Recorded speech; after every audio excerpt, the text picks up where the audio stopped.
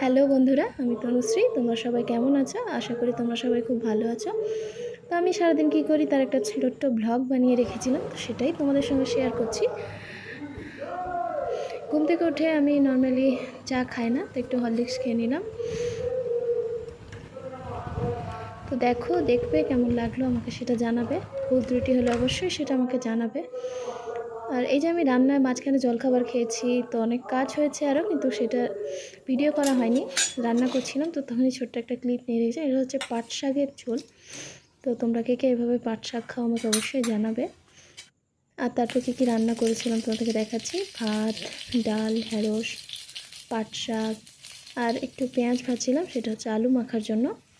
দেখো রান্নাবান্না আমি করে রেখেছি এগুলো।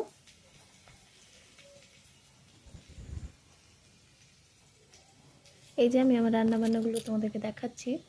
তো মাঝখানে ভুলে যাচ্ছিলাম আসলে, ভিডিওটা করে রেখেছি আমি অনেক দিন আগে, কিন্তু আমি পোস্ট করা হয়নি কোনো কারণে।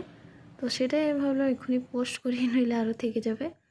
তো কেমন লাগলো তোমরা অবশ্যই জানিও আমার ব্লগটি। আর ভালো লাগলে প্লিজ সাবস্ক্রাইব করো, লাইক করো।